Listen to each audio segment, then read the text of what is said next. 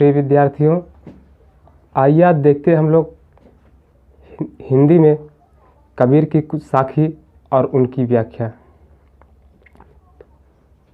चलिए शुरू करते हैं बिना देरी किए। सतगुरु हम सूरी झिकर एक कहया प्रसंग। सतगुरु हम सूरी झिकर एक कहया प्रसंग। बरसा बादल प्रेम का भेज गया सब अंग। कबीरा भेज गया सब अंग। आइए इसकी व्याख्या को एक एक शब्द इसके अर्थ को अच्छे से समझते हैं।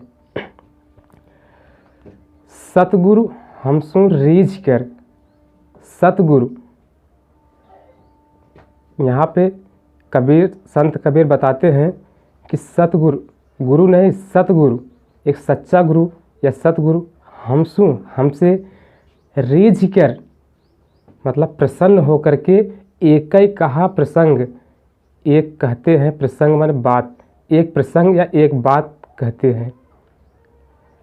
सतगुरु हमसु रीझ कर एक ही कहा प्रसंग। संत कबीर बताते हैं कि मेरे गुरु ने मुझसे प्रसन्न होकर के मुझे एक प्रसंग या एक बात बताई, जिससे बरसा बादल।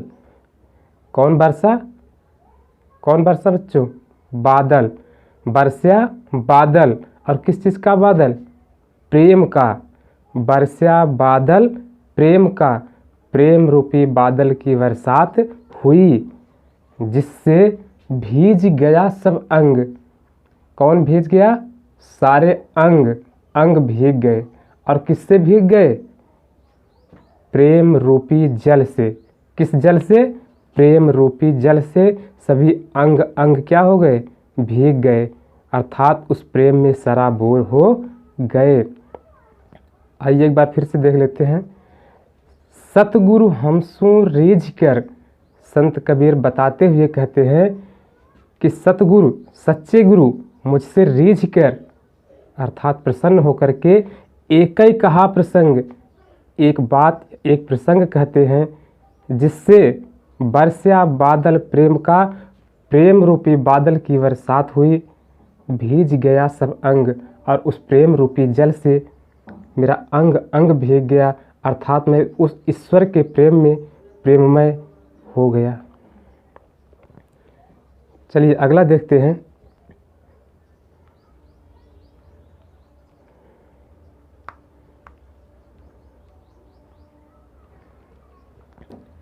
राम नाम के पट तरे देवे को कछु नाय। राम नाम के पट तरे देवे को कछु नाय। क्या ले गुरु संतोषिए हंस रही मन माही। कबीरा हंस रही मन माय। आइए बच्चों समझते हैं इसकी व्याख्या को अच्छे से। संत कबीर बताते हुए कहते हैं, राम नाम के, किस नाम के? राम नाम के पट तरे। पट तरे का मतलब होता है बराबर, समान। राम नाम के बराबर या राम नाम के समान। राम नाम के पट तरे, राम नाम के बराबर। देवे को, देने के लिए, कछु नाय, कुछ भी नहीं है। राम नाम के बराबर देने के लिए मेरे पास कुछ भी नहीं है। संत कबीर बताते हैं कि मेरे गुरु ने जो मुझे राम नाम रूपी ज्ञान दिया है, ईश्वर की भक्ति दिया है, उसके बराबर में देने के लिए मेरे पास कुछ भी नहीं है। आगे लिखते हैं, कहते हैं क्या ले करके गुरु संतोष ये, अपने गुरु को मैं संतोष दिलाऊं। हौस रही मन माय। हौस, हौस का मतलब होता है इच्छा। वह हौस, वह इच्छा मन माह, मन माह मतलब मन के अंदर, मेरे मन के भीतर ही रह गई। मैं क्या लेकर के या क्या दे करके अपने गुरु को खुश करूं, यह इच्छा मेरे मन में ही रही। आइए फिर से एक बार इसको देखते हैं, समझते हैं। संत कबीर बताते हैं कि राम नाम के पट तरे, राम नाम के बराबर, देबे कौन कछुनाए, देने के लिए कुछ नाए, मेरे पास कुछ भी नहीं है। क्या ले गुरु संतोष ये, क्या ले करके मैं अपने गुरु को संतोष दिलाऊं, खुश करूं। हौस रही मन माहे, हौस वह अभिलाषा, वह इच्छा मन माह, मन के भीतर ही रह गई, मेरे मन के भीतर ही रह गई। चलिए आगे देखते हैं।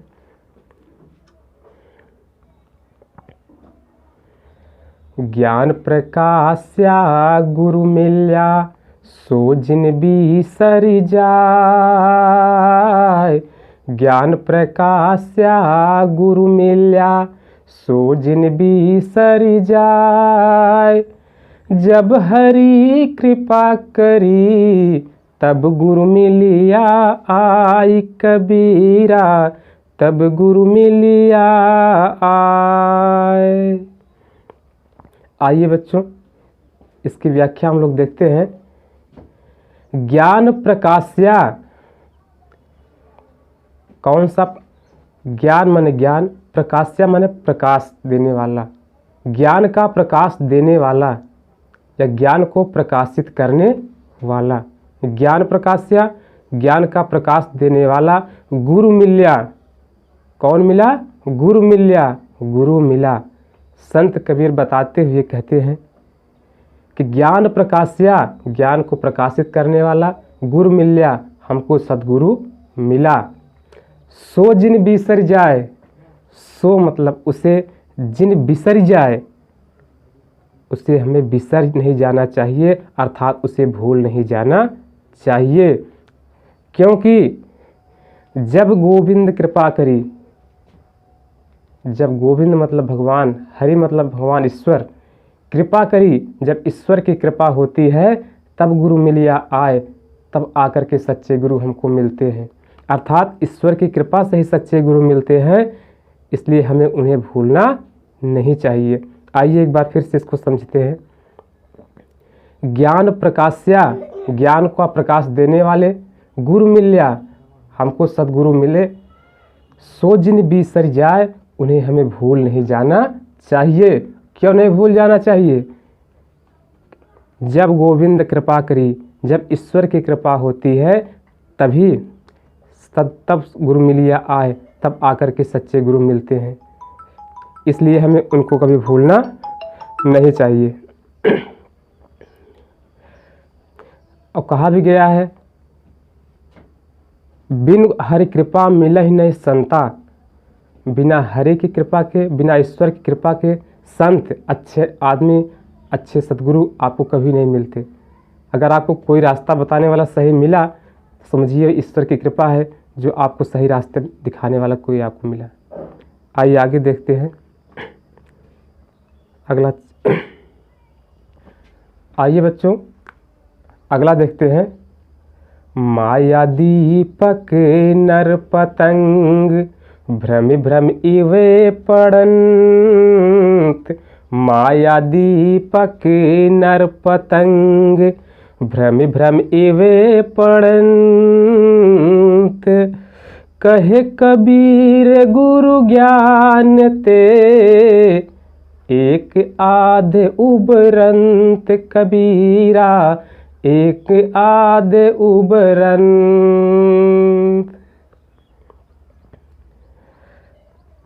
आइए देखते हैं संत कबीर दोहे में हमको क्या समझा रहे हैं कि माया दीपक, माया क्या है?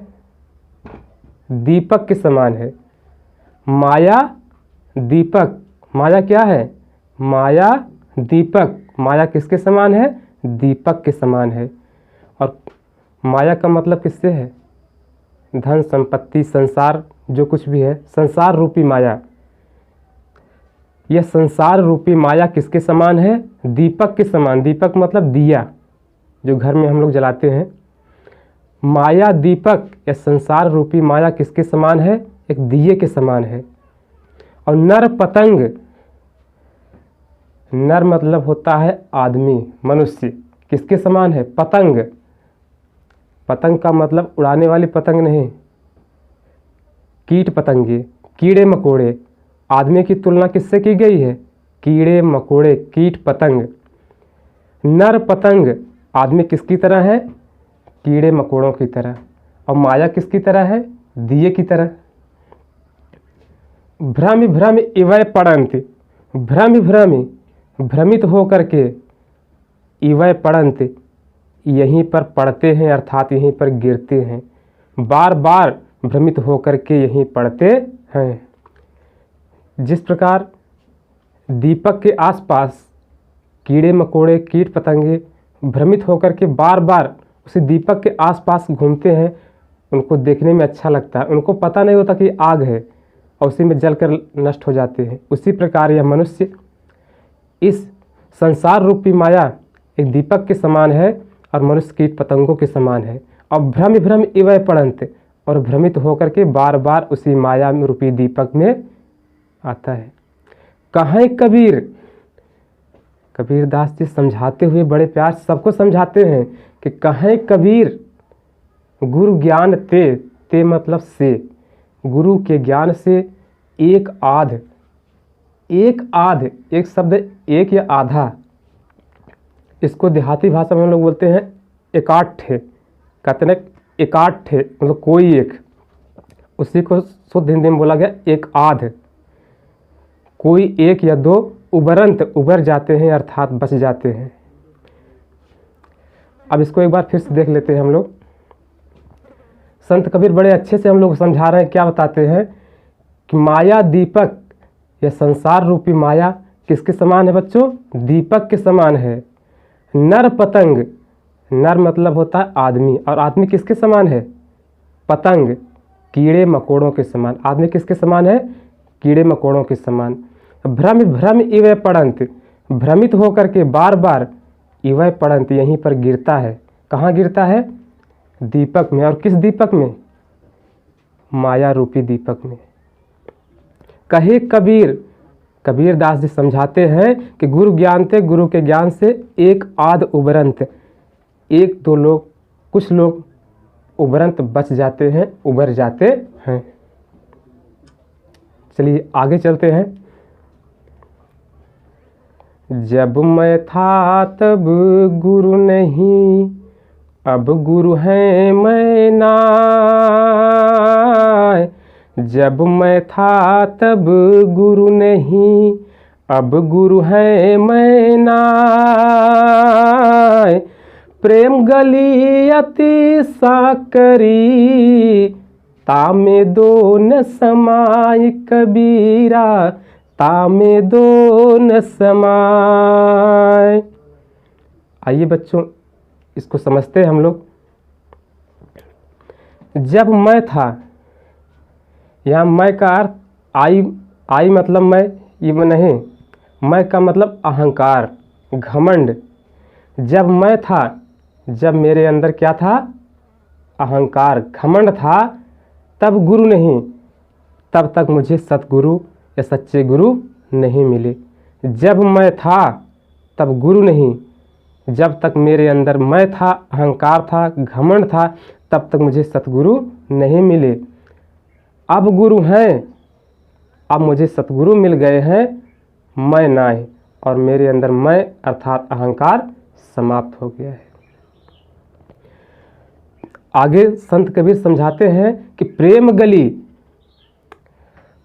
कौन सी गली? प्रेम की गली, अर्थात प्रेम रूपी गली अति सांकरी। सांकरी का मतलब होता है ना पतली, सकरी जिसको तंग बोलते हैं। प्रेम की गली कैसी है? अति सांकरी, अत्यंत पतली है, अत्यंत तंग है। तामे दो ही न समाए, उसमें दो लोग साथ नहीं चल सकते। कौन कौन?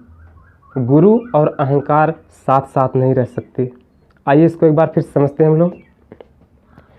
जब मैं था तब गुरु नहीं, जब मेरे अंदर जब तक अहंकार था तब तक मुझे सतगुरु नहीं मिले। अब गुरु हैं मैं नाय, अब मुझे सतगुरु मिल गए, अब मेरे अंदर से मेरा अहंकार, मेरा मैंपन समाप्त हो गया। प्रेम गली अति साकरी, प्रेम रूपी गली अत्यंत संकीर्ण है, अत्यंत तंग है, अत्यंत पतली है। तामे दो ही न समाए, उसमें दो लोग साथ साथ नहीं चल सकते। मैं अर्थात अहंकार और गुरु दोनों साथ साथ नहीं रह सकते।